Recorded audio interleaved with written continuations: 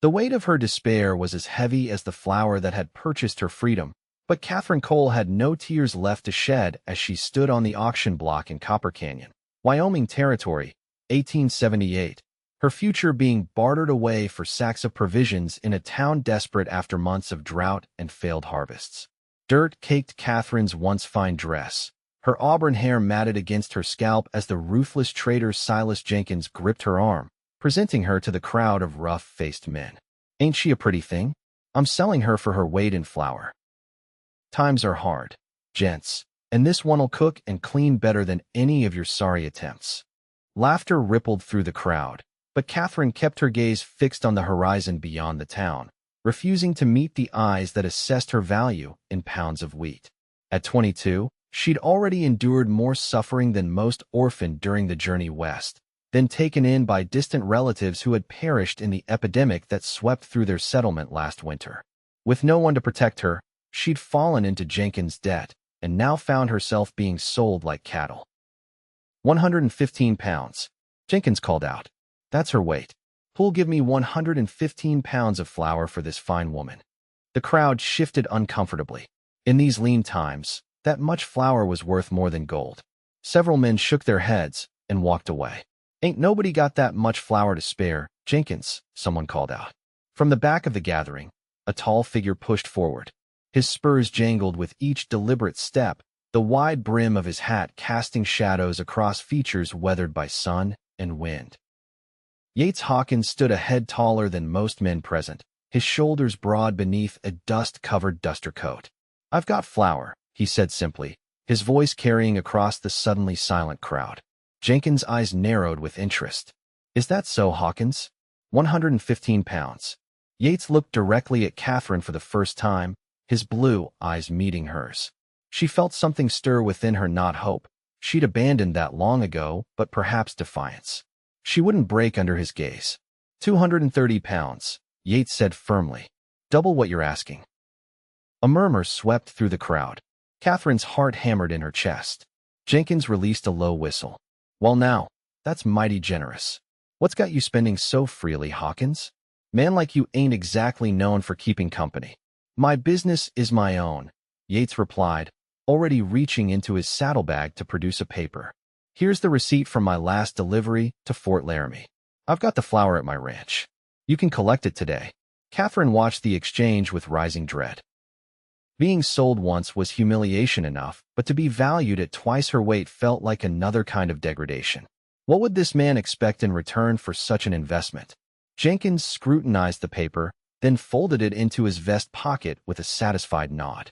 "Sold to Hawkins. Come collect your purchase." Yates approached the platform, his movements deliberate. Katherine stood rigid as he extended a hand to help her down.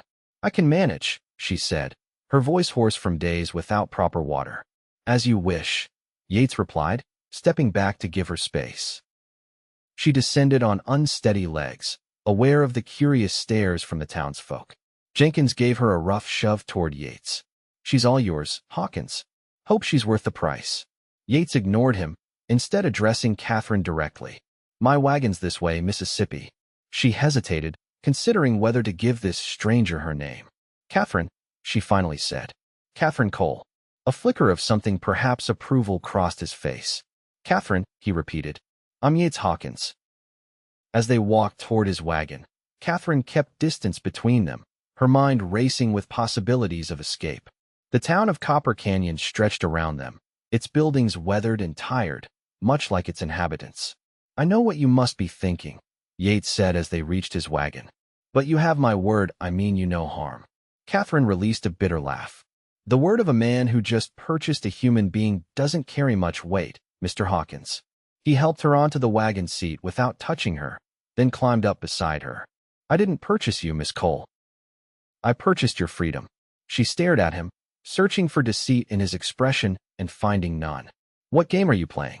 "No game." He took up the reins. "You're free to go wherever you please once we leave town.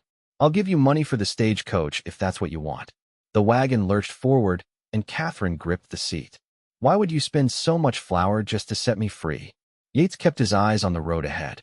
"Because no person should be sold like property. Not for any price." They rode in silence through the main street, past the curious stares of townspeople. Katherine studied her unlikely savior from the corner of her eye. He was younger than she'd initially thought, perhaps 30, with a strong jawline covered in several days' growth of beard. His hands on the reins were calloused, but steady. Once they cleared the town limits, Katherine's tension began to ease slightly. "Where exactly are you taking me, Mr. Hawkins?" "That depends on you," he replied. "My ranch is about 10 miles north. You're welcome to stay there until you decide what you want to do. Or I can take you to the crossroads where the eastbound stage stops tomorrow morning." Katherine considered her options. She had no family, no money, and nowhere to go.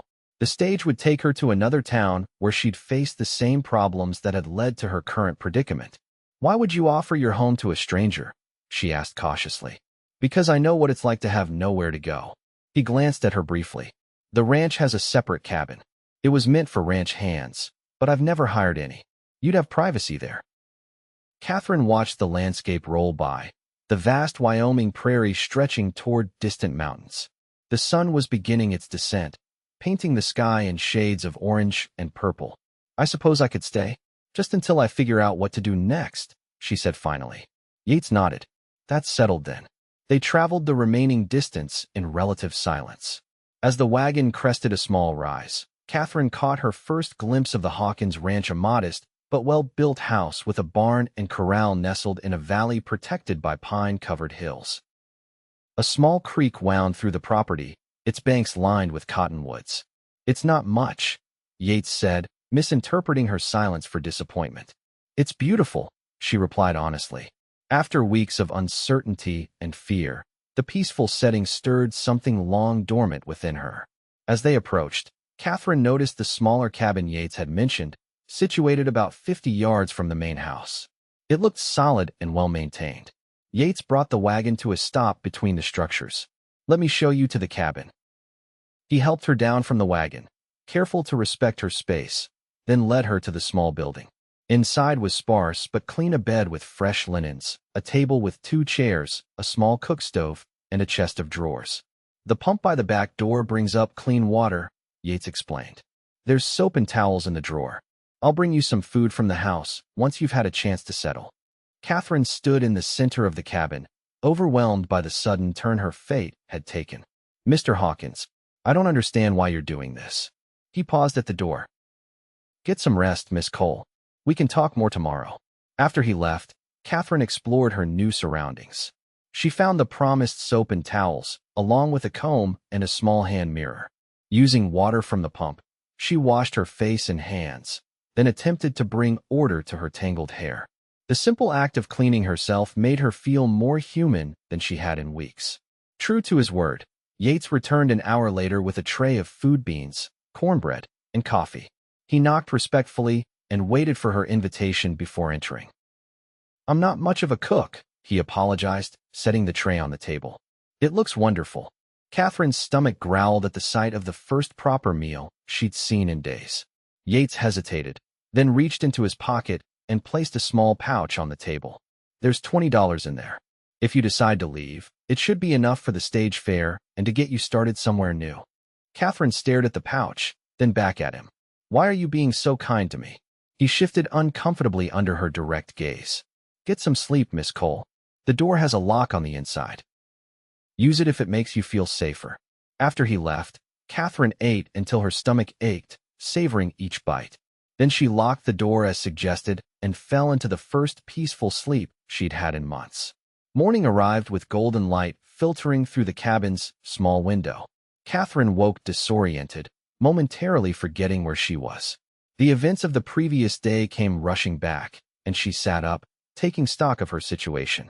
A splash of color caught her eye: a dress hanging from a hook by the door that hadn't been there when she'd fallen asleep. She approached it cautiously. It was simple but well made, a deep blue calico that would fit her far better than the tattered garment she currently wore. A knock at the door startled her. "Miss Cole, there's breakfast if you're hungry," Yates called from outside. Katherine quickly changed into the new dress, marveling at how closely it matched her size. "Just a moment," she called, hastily pinning up her hair. When she opened the door, Yates was waiting with another tray. His eyes widened slightly at the sight of her in the new dress. The dress, she began. It belonged to my sister, he explained, setting the tray down. She left some things behind when she married and moved east. I thought you might need something clean to wear. Thank you. Katherine smoothed the fabric, noting how long it had been since she'd worn something that wasn't stained or torn. It's very kind. Yates nodded awkwardly. I've got to tend to the animals. Feel free to walk around the property if you'd like. If you need anything, I'll be in the barn most of the morning. After breakfast, Katherine ventured outside. The ranch was even more beautiful in the morning light. She walked toward the creek, breathing deeply of the clean mountain air.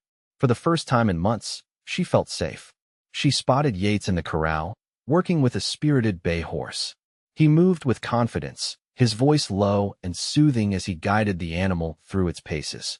There was gentleness in his handling of the horse that contradicted his rugged exterior. Katherine approached the fence, watching. Yates noticed her and led the horse over. This is Copper, he said, patting the horse's neck. Just broke him last month. He's learning fast. He's beautiful, Katherine replied, cautiously extending her hand toward the horse.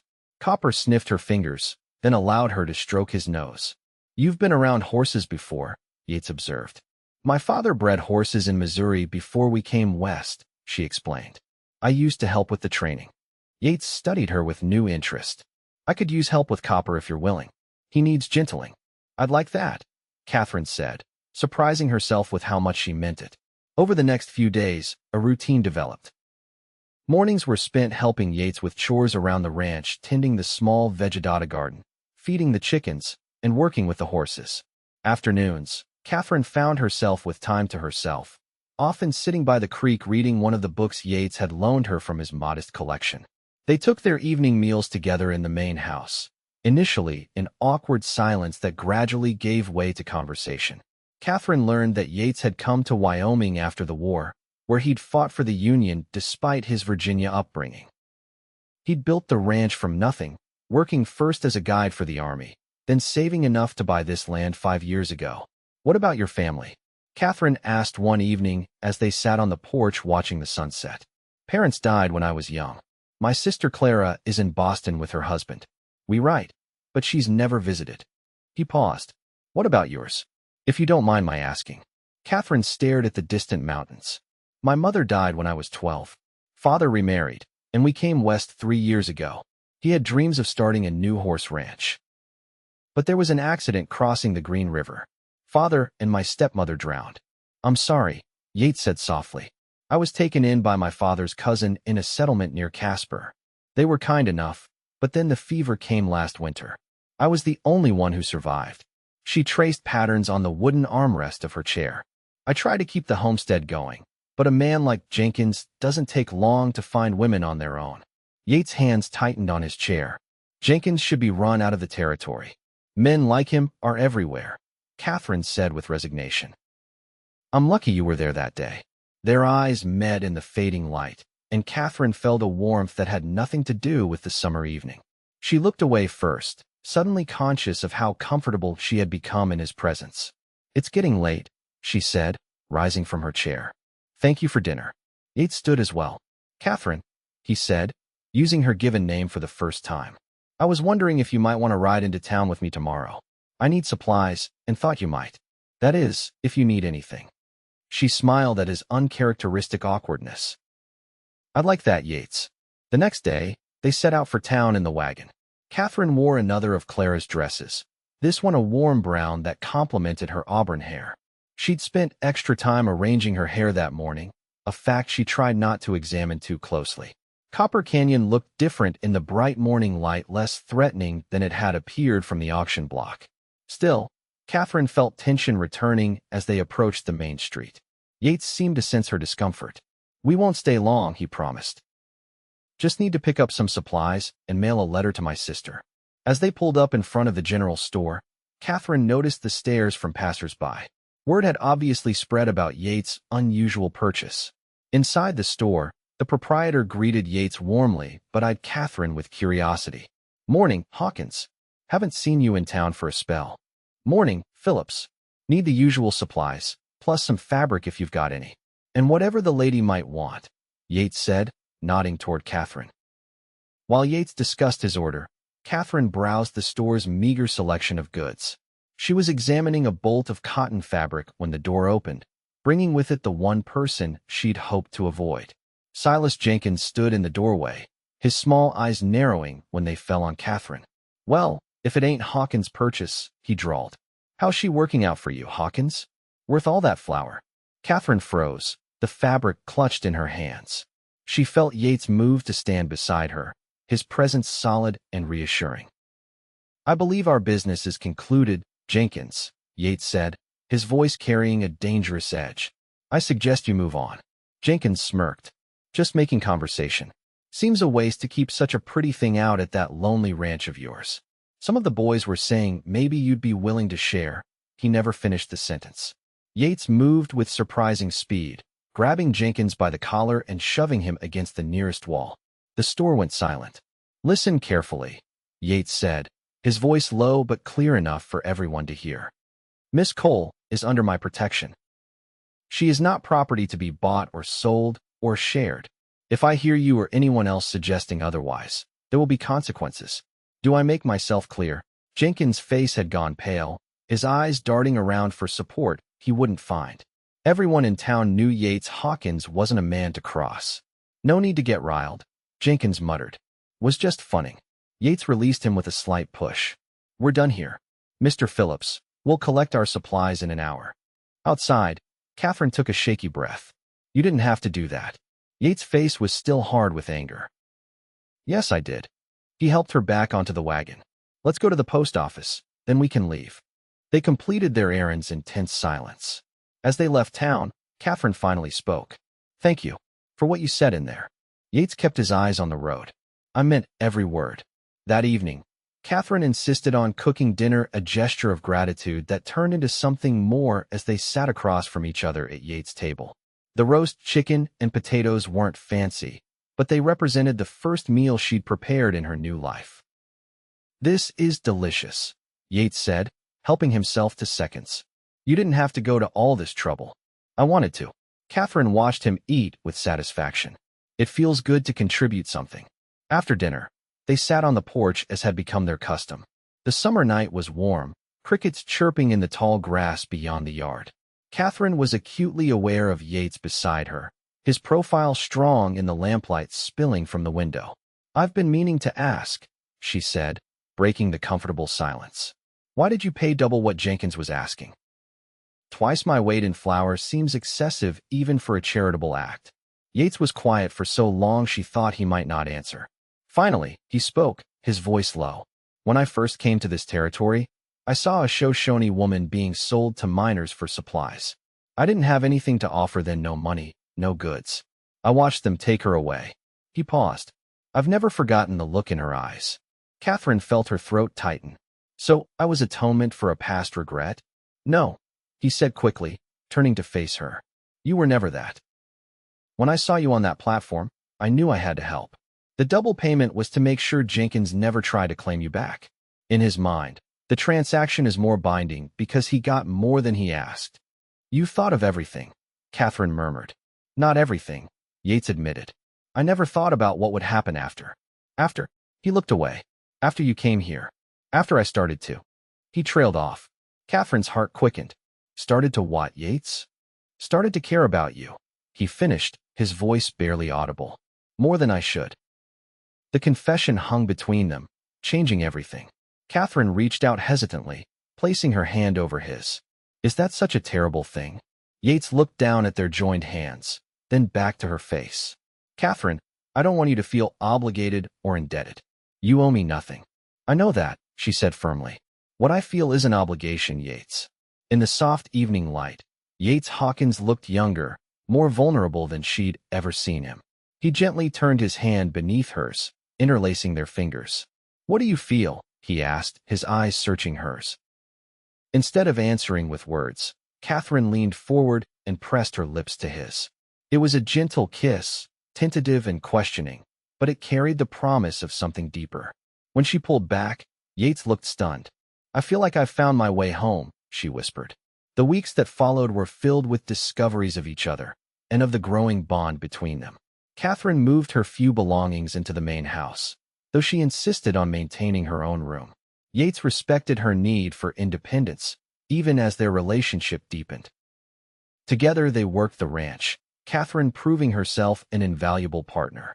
She had a natural way with the horses and a practical mind for the business side of ranching that complemented Yates' skills. In the evenings, they would sit on the porch and talk about their pasts, their hopes, and increasingly, their future. Late one August afternoon, as they finished mending a section of fence together, Yates suddenly straightened and gazed toward the horizon. "Riders coming," he said, shading his eyes against the setting sun. Katherine felt a flicker of unease. They rarely had visitors this far from town. "Can you tell who it is?" "Not yet." Yates handed her his canteen. "Let's head back to the house." By the time they reached the yard, the riders were close enough to identify 3 men from town, including the sheriff and, to Katherine's dismay, Silas Jenkins. "Hawkins," Sheriff Tanner called as they approached. "Need a word with you." Yates stepped slightly in front of Katherine. "What can I help you with, Sheriff?" The men dismounted, and Katherine noticed Jenkins' smug expression. Her stomach knotted with apprehension. "Got a complaint here from Mr. Jenkins," Tanner said, looking uncomfortable. "Says you threatened him in town a while back. Also says there's a question about the lady's status here." "What status?" Yates demanded. "Miss Cole is a free woman who chooses to live and work here." Jenkins stepped forward. "That ain't how I recall it, Sheriff. I sold her fair and square. Hawkins here paid for her services." Katherine felt anger rising within her. "I am not property to be sold, Mr. Jenkins. Whatever transaction you believe occurred was illegal and immoral." "Now, miss," the sheriff interjected, "this is a matter between these men." "No, it is not," Katherine interrupted, stepping forward. "It is a matter concerning my freedom and dignity. Mr. Hawkins did not purchase me, he paid to prevent my illegal sale." The sheriff looked uncomfortable. "The thing is, miss, out here in the territories, these arrangements ain't uncommon. Women get transported west as mail-order brides. Indentured workers, Sheriff." Yates cut in, his voice deadly calm. "Are you suggesting that human trading is legal in Wyoming Territory?" Tanner shifted his weight. "Now, Hawkins, because if that's the case," Yates continued, "I'd be happy to write to the territorial governor. Or perhaps the federal marshals would be interested to hear about Copper Canyon's thriving slave trade." The word slave hung in the air like a thunderclap. Jenkins' face darkened with anger. "Now hold on," the sheriff backpedaled. "Nobody's talking about slavery here, aren't we?" Katherine demanded. "I was orphaned and fell into debt. Mr. Jenkins tried to sell me for my weight in flour. If that isn't slavery, Sheriff, what would you call it?" The third man, who had remained silent until now, spoke up. "She's got a point, Tanner. Jenkins has been pushing boundaries for years. Maybe it's time someone pushed back." Katherine recognized him as Judge Wilson, who traveled the circuit courts of the territory. His presence suddenly made more sense. This wasn't just a casual visit. The judge turned to Jenkins. "I've heard complaints about your business practices before, Jenkins. Debt peonage is still illegal in this country, last I checked." Jenkins' confident smirk faltered. "Now wait just a minute." "No, you wait," the judge interrupted. "Sheriff, I believe we should continue this conversation in town. Mr. Jenkins has some explaining to do." As the men prepared to leave, Judge Wilson approached Katherine. "Miss, if you'd be willing to provide a statement about your experience, it would help ensure Mr. Jenkins faces appropriate consequences." "I would be glad to, Your Honor," Katherine replied firmly.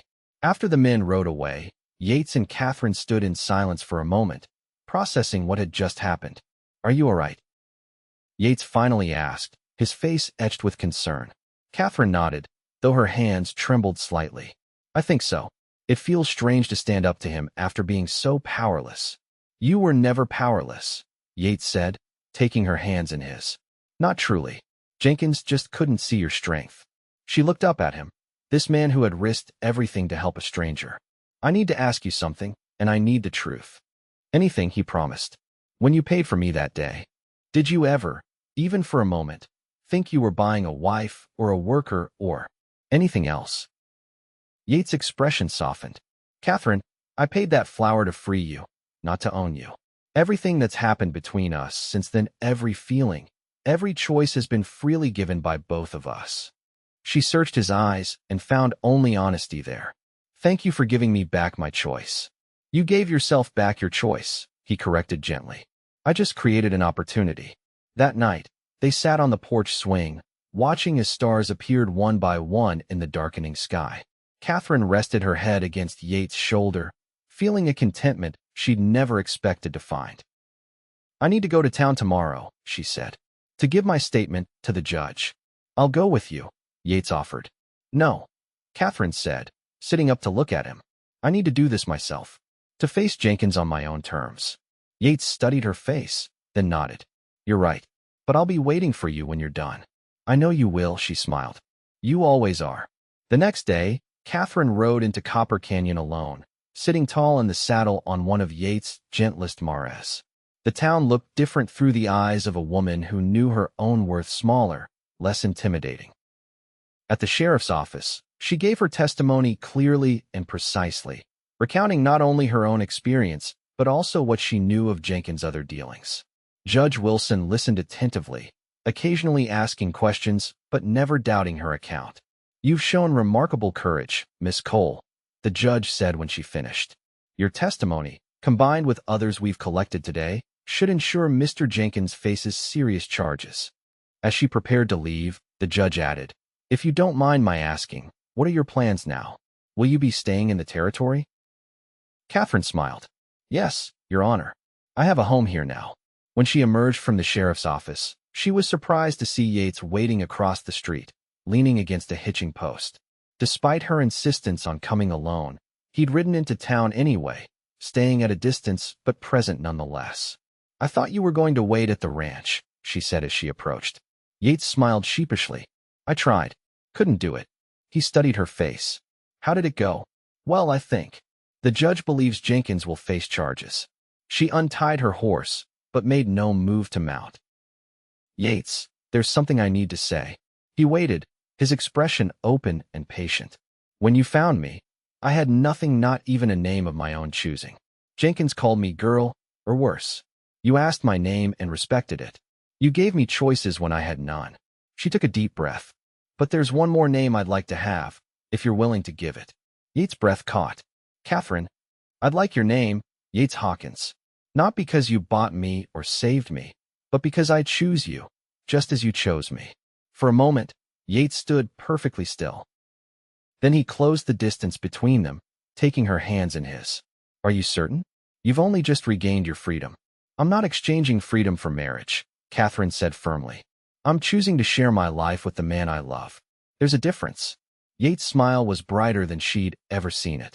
Without a word, he lifted her and spun her around, heedless of the curious stares from passers-by. Is that a yes? Katherine laughed as he set her down.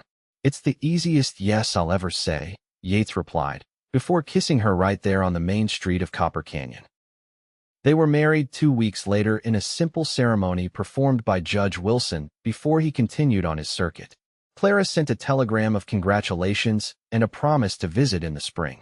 Katherine wore a new dress she'd made from the fabric purchased in town, and Yates wore the only suit he owned. As autumn painted the landscape in gold and crimson, the Hawkins ranch flourished under their combined care. Katherine's knowledge of horse breeding complemented Yates' skill with training, and word spread about the quality of their stock. They hired 2 young cowboys to help with the expanding operation, building additional cabins for them near the creek. On crisp October evenings, they would still sit on the porch, but now with fingers intertwined and shared dreams taking shape between them. They spoke of children they hoped for, of expanding the ranch, of creating a legacy together. One evening, as the first snow of the season dusted the distant mountains, Yates brought out a small wooden box. I have something for you, he said, placing it in Katherine's hands. I've been working on it in the barn when you thought I was mending tack. Katherine opened the box to find a delicately carved wooden nameplate that read Katherine Hawkins, half owner, Hawkins Ranch. It's official now, Yates said as she ran her fingers over the carved letters. Half the ranch is yours. I filed the papers last week. Tears welled in Katherine's eyes. Yates, you didn't have to do this. I wanted to, he said simply. What's mine is yours legally and in every other way. Katherine leaned into his embrace, the nameplate clutched in her hands. From a woman sold for her weight in flour to the co-owner of a thriving ranch, her journey had been one of reclaiming her worth and finding love where she least expected it. "You know," she murmured against his chest, "for all that Jenkins is a despicable man, I can't help but be grateful that he put me on that auction block." Yates tightened his arms around her. "Why is that?" Katherine looked up at her husband, at the face that had become the center of her world. "Because it led me to you. To us. To this life we're building together." As snow began to fall around their home, Yates Hawkins kissed his wife, thanking whatever fate or providence had led him to Copper Canyon that day, the day he'd paid twice a woman's weight in flour and, in return, received a lifetime of love.